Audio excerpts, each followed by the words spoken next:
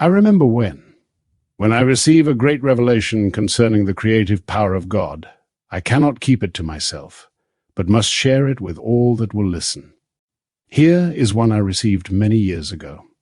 I found myself, in spirit, in the interior of a stately mansion in New York City. It was the kind of home the great financial giants lived in at the turn of the century. Fully awake and aware, I was visible to the 3 generations who were present. The son spoke to his children, saying, "Your grandfather would stand on an empty lot and say, 'I remember when this was an empty lot.' Then he would paint a word picture of his desire for that lot so vividly that those who heard him could see it completed right before their eyes. This is the grandfather who made the fortune we are now enjoying. I awoke, recorded the experience, returned to sleep, and redreamed the dream. Only this time I was the grandfather. Speaking to those present, I said, 'I remember when this was an empty lot.' Then I pictured the building placed there so vividly the very stones molded themselves into the form I envisioned. This principle can be used in a destructive or constructive way. You can say, 'I remember when this was a glorious building,' and look at it now as you become aware of rubble where once a glorious building stood. Or you can stand on rubble and say, 'I remember when this was all rubble,' as you imagine a glorious building. You can say, 'I remember when my friend had nothing and now he has much,' or 'I remember when he had much and now he is so poor.' You can say, 'I remember when she was healthy,' which could imply she is now ill, or 'I remember when they were unknown,' implying they are now famous. So you see what power was in that revelation. It's entirely up to you how you use your imagination, but the operation of your creative power is completely up to you. You make the decision and are therefore responsible for its effect on the world.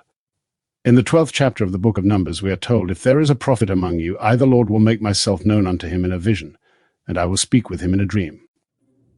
A scriptural prophet is not one who tells your fortune, but one who hears the word of God and fulfills it. If you asked me if I were a prophet, I would answer in the affirmative. I am not one who prophesies by looking into a crystal ball, teacup leaves, cards, or astrology, but one who has fulfilled Scripture. I know I am the central figure of Scripture called the Father. I came into the world to fulfill Scripture and share my revelations, my experiences concerning the power to create. In this simple way, God revealed his power to create, his power to remember when. Having nothing, you can become aware of being surrounded by wealth, and feeling wealthy, you can say, "I remember when I had nothing." Does that statement not imply that the state of poverty no longer exists for you? I remember when I was unknown. I remember when I couldn't sell a book. I remember when I couldn't sell anything I wrote. I remember when. Now you fill in the events, the desires, and the fulfillments. I remember when. Do not those words imply memory? In the first vision I heard of memory, but in the second vision I experienced it. As I stood on a vacant lot I remembered, and as I did a fabulous structure took form, and the dream was doubled, affirming that it was fixed, that the law was established by the Lord as told us in the 41st chapter of the book of Genesis.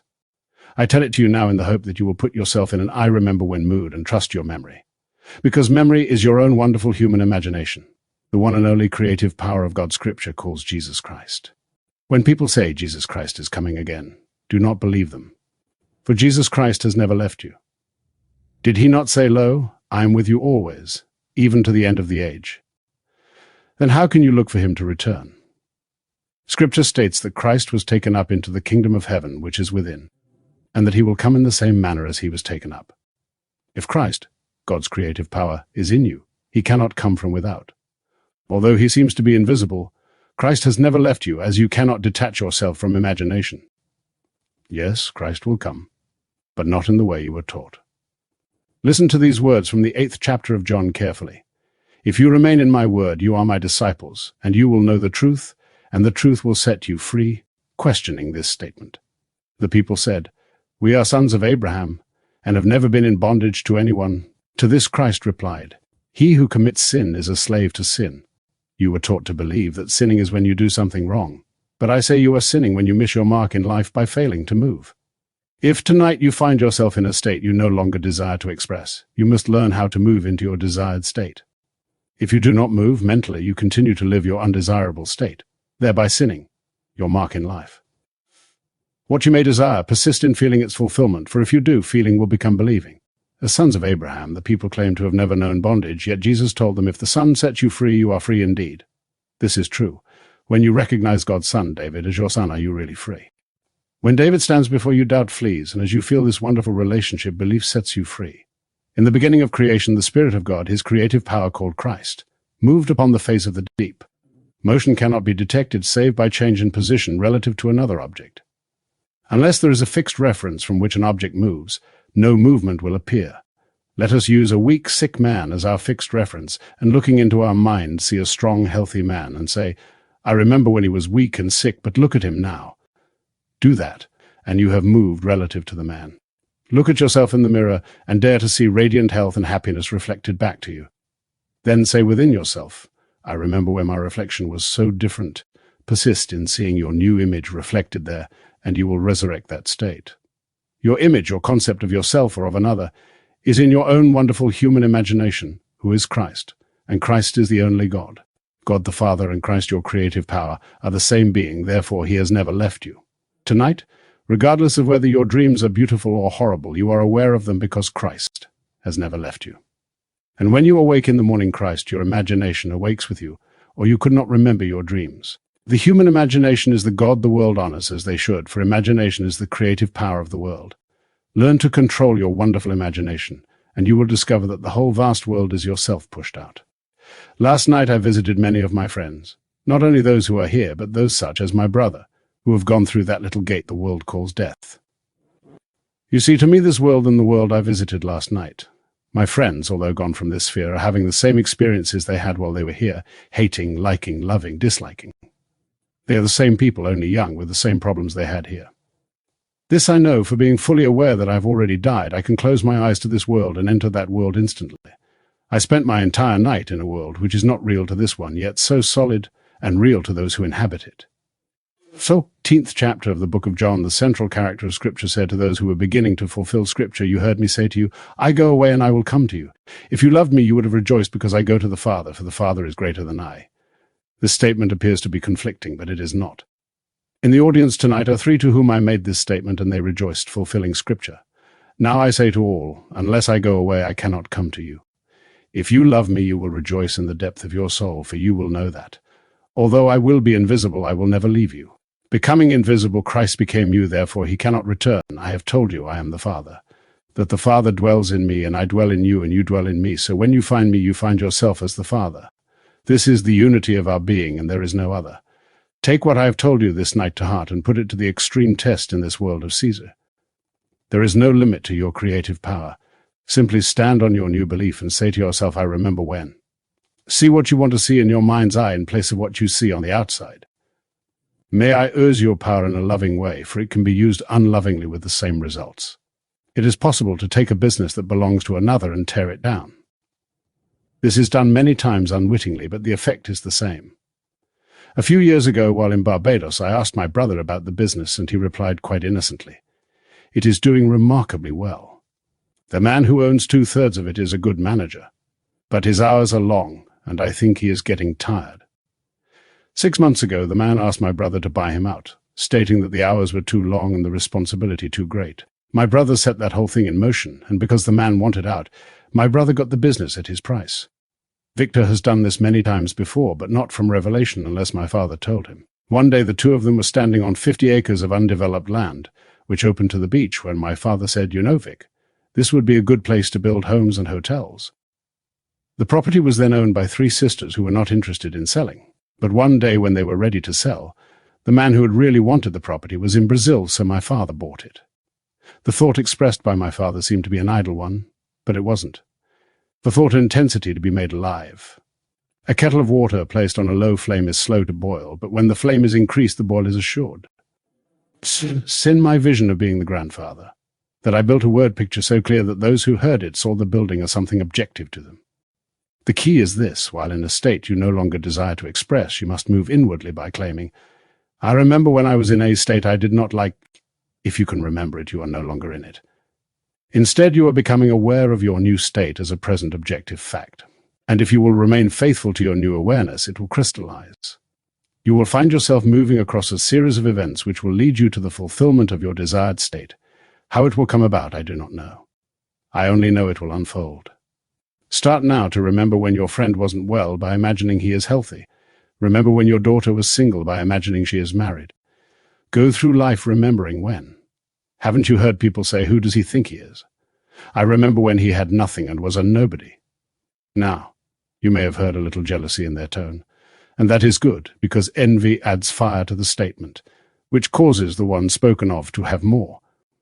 He may never know who caused his success, but it was done by an act of remembrance with intensity. My vision, although experienced many years ago, was doubled, thereby affirmed and made a principle for all to prove, so I ask you to try it. Compare what you want with what you have. If they differ, you must make the effort to move. You must learn the secret of motion. Many years ago, my friend Bob discovered this. In his vision, he questioned me, saying, "How long have I been here?" And when I replied, 2 years, he asked, "Did I learn anything?" To which I answered, "Yes, you learned how to move. You must have a frame of reference by which you can detect movement. Memory is such a frame. Perhaps your friends remember you as poor and unknown. You can move by assuming you have changed so much that they no longer recognize you. And from that frame of reference, you can observe the expression on their faces. Those who love you will empathize. Those who do not will show envy. If you see envy, don't try to change it, for their envy will become a resisting force which will help you move forward. Everything needs resistance in order to move. I couldn't leave this platform without it.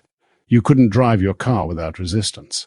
So if you discover one who desires to play the part of envy, let him play it. Dare to assume you are the one you really want to be. Use your same circle of friends, but this time see them from a different angle. Observe their faces and listen to their whispers as they look at the new you, and remember when. This is what I was shown when God spoke to me through the medium of vision and made himself known to me in a dream. If we know that God speaks to us in a dream or vision, is there anything more important in this world? Is there any TV program, movie, radio, or newspaper greater than a revelation which comes from the depths of the soul, giving an eternal principle of creation? There is nothing in this world equal to it. I urge you this night to seek the kingdom of God, and all these things will be yours. Do not let anyone tell you that Jesus is coming again, for he has never left you. In you, as your own wonderful human imagination, Christ is crucified in all and will eventually awaken in all as he gathers us together into himself, into his one body, one spirit, one Lord, one God and Father of all. Now some of you are having physical and emotional problems. As I told a friend tonight, no one ever promised you that it was going to be easy to bring forth the greatest gift in the world, so don't expect it. There will be problems, horrible problems, but be of good cheer, for we are told in the 16th chapter of John, when a woman is in travail, she suffers, but when the child is born, she forgets everything because of the joy that the child is born. You are destined to know such joy, for the child to be born in you is Christ Jesus, the creative power of God. I am not promising you complete relief from all physical problems, but I have given you a law which will cushion the blows of life. Things are going to happen, and you will find all kinds of challenges, but you now have a law which states, whatsoever you desire, believe you have received it, and you will. That's a law which will never fail you, and there is no limit to your power of belief.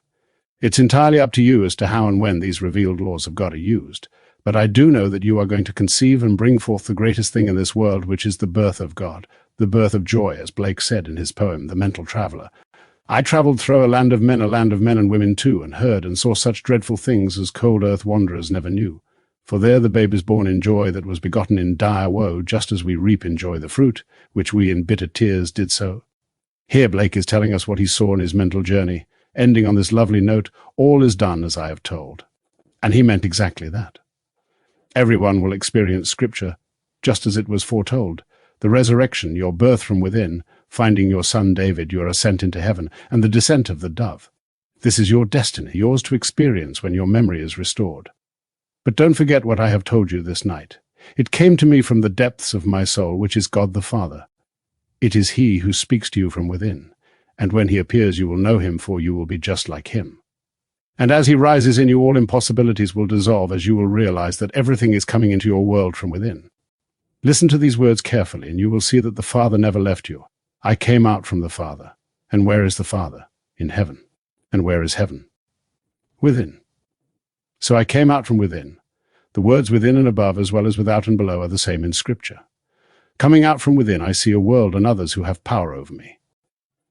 Now I want to leave the world and go to the Father. How is that done? By returning within. And since there is only one within, where can I go that I can come again to be seen coming from without? When you return to the source, the cause of all life, you will know that you and I are one. You will know it because there is only one Father and one Son. And when my son calls you Father, memory will be yours, and you will know the truth of what I say now, that I am in my Father, and my Father is in me, and I am in you, and you are in me, for we are one. Now let us go into the silence.